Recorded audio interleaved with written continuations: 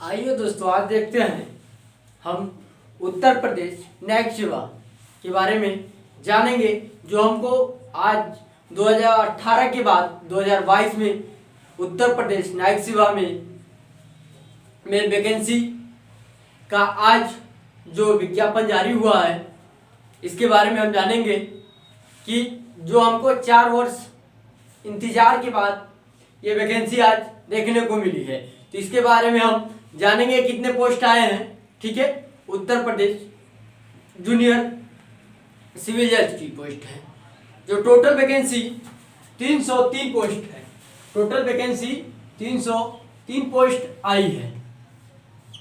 ये उत्तर प्रदेश साठ कमीशन के थ्रू होता है, जो यूपीपीसीएस सिविल, ठीक है, सिविल जज की वैकेंसी है, जो जूनियर डिवीजन को हो। इसमें इसका योग्यता बस किसी भी यूनिवर्सिटी से आपको लॉ डिग्री क्लियर होना चाहिए। ठीक है दोस्तों, 3 वर्षीय हो या 5 वर्षीय हो। ठीक है, आप फॉर्म अप्लाई करने के लिए योग्य हैं। ठीक है दोस्तों, तो हम देखते हैं, पहले तो हम देखते हैं कि सबसे इम्पोर्टेंट है इसका सिलेबस क्या है। ठीक दोस्तों, तो इसका उत्तर प्रदेश ठीक जूनियर डिवीजन सिविल जज की प्रीलिम्स मतलब प्री की वैकेंसी के लिए 2 पेपर होते हैं। ठीक है दोस्तों, पहले में जीएस होता है, दूसरे में लॉ पेपर होता है। ठीक दोस्तों, तो हम देख लेते हैं। आज पहला पेपर देखेंगे जीएस का।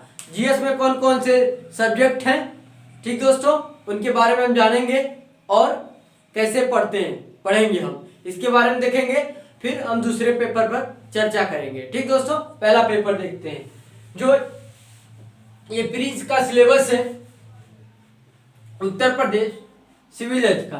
ठीक है दोस्तों, ये फर्स्ट पेपर है। फर्स्ट पेपर जनरल नॉलेज का होता है।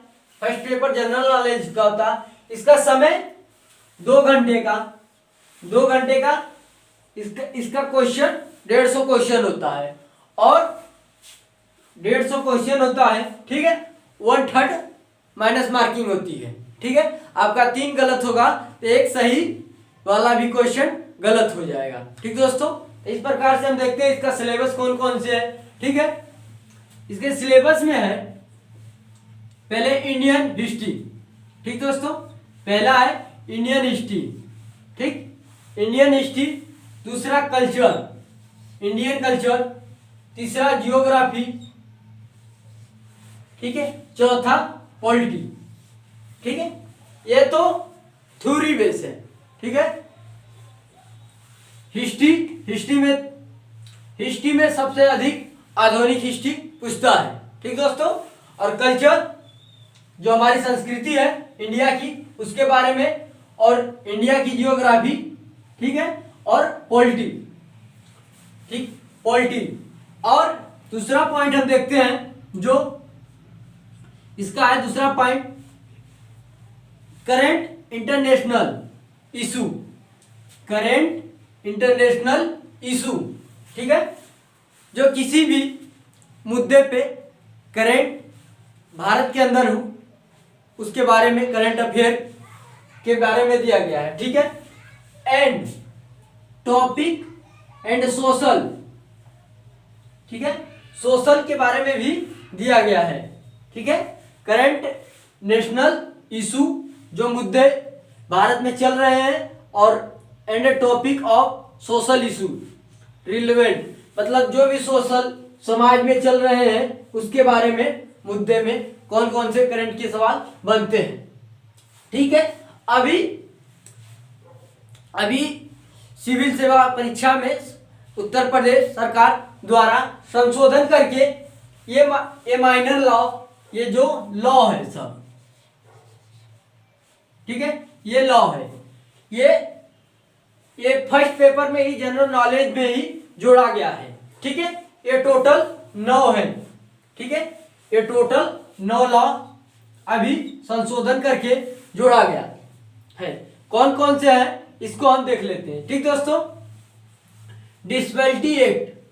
ठीक, डिसेबिलिटी एक्ट 2016, यह है senior citizen act 2007, dowry probability act 1961,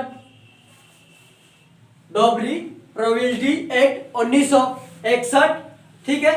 dB act भी है 2005, सेक्सुअल हरासमेंट एक्ट जो 2007, सेक्सुअल हरासमेंट एक्ट 2007।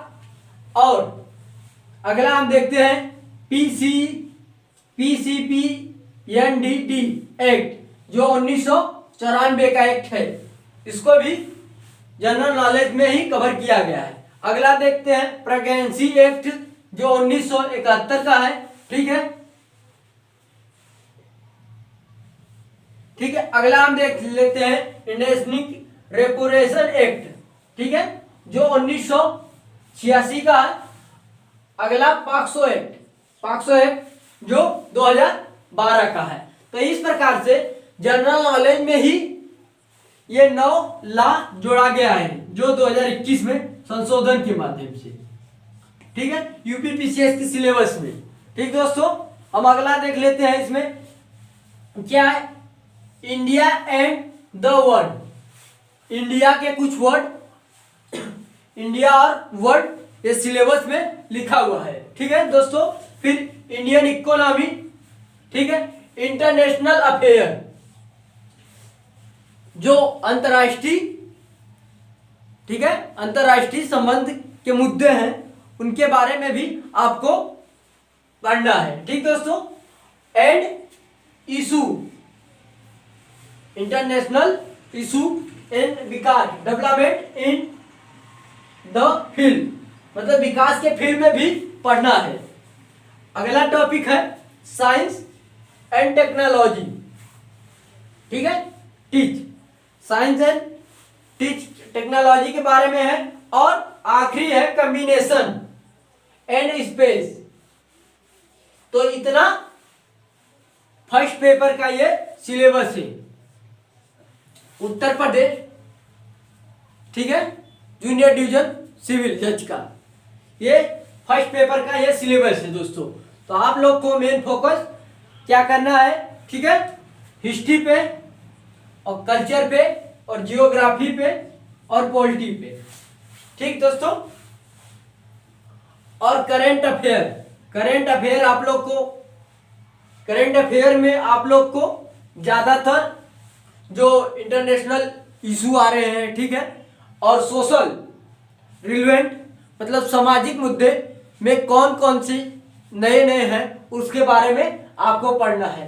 तो आप लोग अच्छे से तैयारी में लग जाइए, ठीक दोस्तों।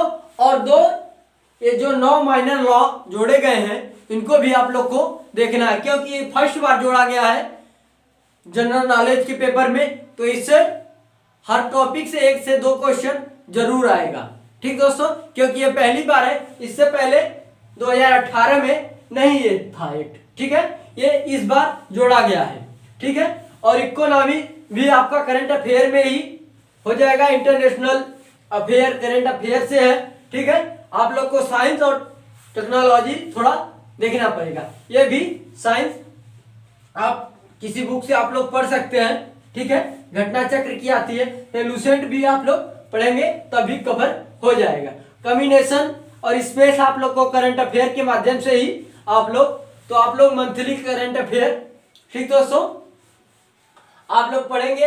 और ये 4 टॉपिक, हिस्ट्री, कल्चर, जियोग्राफी और पॉलिटी, ठीक है, आप लोग ध्यान से इसको पढ़िए और 100 में 100% आप लोग की लक्ष्य पूर्ण हो, यही शुभकामनाएं हैं, ठीक दोस्तों। जय हिंद, जय भारत।